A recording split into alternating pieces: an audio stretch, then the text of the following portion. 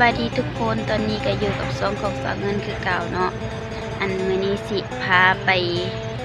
เบิ่งเขาเจ้าคนมันเนาะหรือว่าไปลกมันเนาะเดี๋ยวสิพาไปเบิ่งบรรยากาศว่าสิเป็นแนวใดเนาะเดี๋ยวสิพาไปเบิ่งกันเลยแล้วก็เมื่อเลยจะโมงละ4 โมงเจ้าแล้วเอาใจไปดิ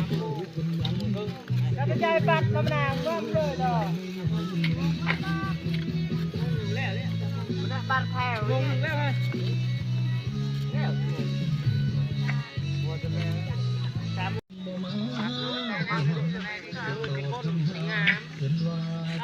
คนหน้ารถนี่เลยทุกคนเลยเฮ้ยเงี้ยนี่เข้าได้แล้วแต่ตัวยังไม่ตื่นมาคนนี้ยากรีบเอานี่ขั้นนี่จะให้นี่ก็คือมันต้นที่เฮากลแล้วหรือว่าเฮาลกแล้วเนาะเดี๋ยวสิพากันกองแล้วก็พากันเอาขึ้นรถเลย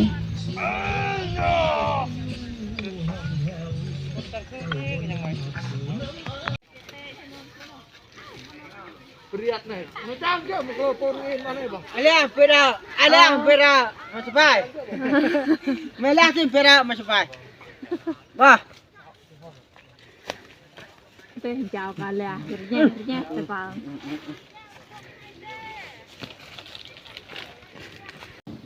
แล้วตอนนี้เฮาก็มาหาเก็บอันพวกที่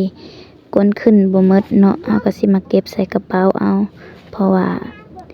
คนไปบ่หมดเนาะ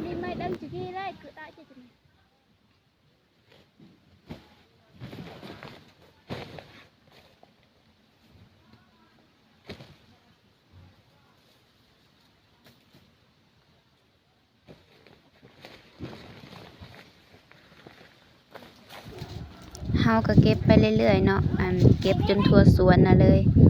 แล้วก็มีหลายคนเนาะเก็บแต่ว่าบ่ได้ถ่าย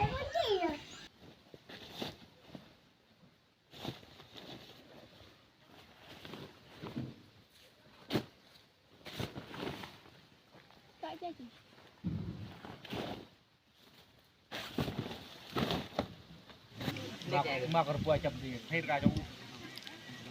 Hei nak macam ni. Ni aja tu ni. ตอนนี้ก็ฮอดเวลาพักเที่ยงแล้วเนาะก็คนที่เอามันขึ้นรถซอยก็มีแต่พี่น้องเนาะเอาแฮงกันเนาะ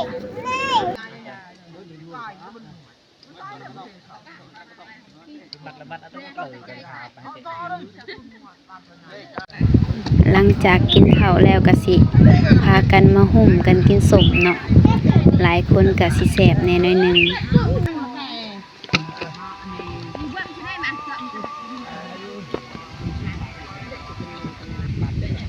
เทบเงินเบิร์นเทบาทเงินลูเมนนับวงที่ไอ้ระวังเรื่องยักษ์ไรใบชัดน่ะได้เงียบในใกล้กันยังมันหน่วยอย่าได้เดี๋ยวนี้อย่าได้หน่วยเด้อ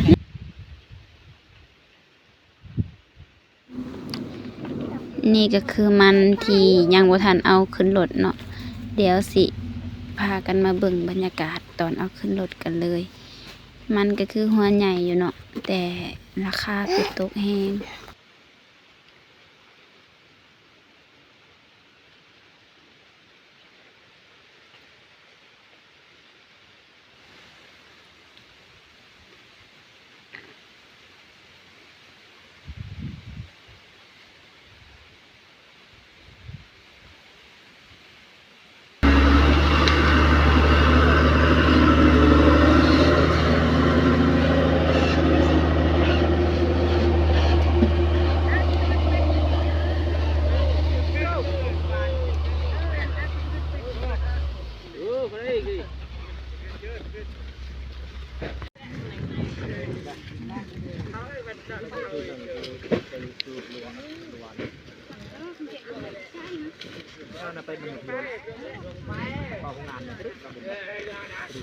อย่าโดนลำพัดต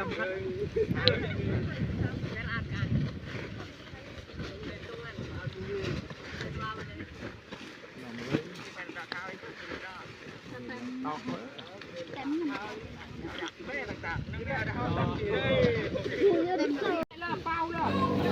รถก็เข้าสวนบ่ได้เนาะเพราะว่าอันเป็นผู้แล้วก็รถก็อยู่ทางก็สิพากันโยนใส่กระเป๋าเอามาเบิ่งกันทุกคน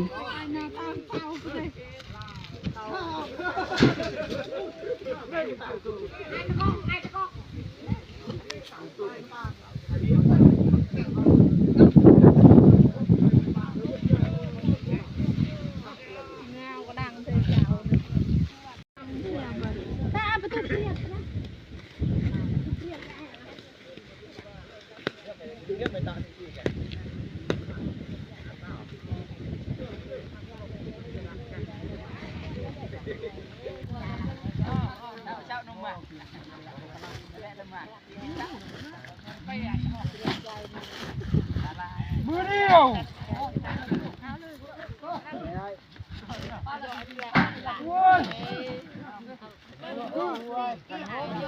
แม่ช่วย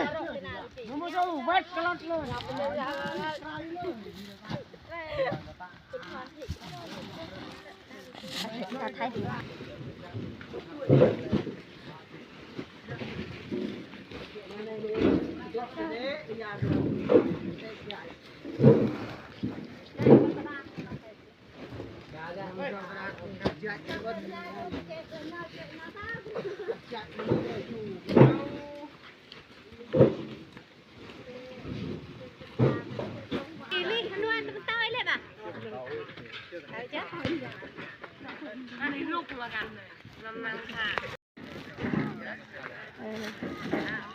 นั่นแหละ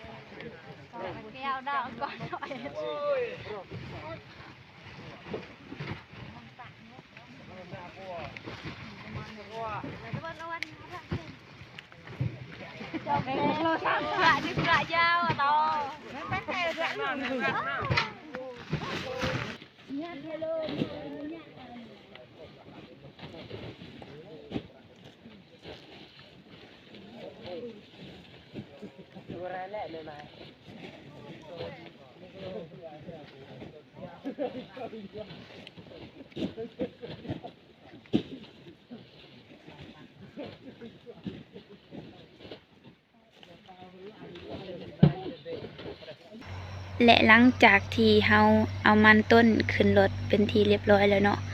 และมาเฮือนก็ได้คนใหม่ซอยคนในบ้านจนค่ำเลยสิเจ้าเอ้ยจังใดก็ขอจบคลิปเพียงส่ำนี้เนาะก็อย่าลืมฝากกดไลค์กดแชร์กดติดตามเพื่อเป็นกำลังใจให้เฮาเฮ็ดคลิปต่อไปนี่เด้อ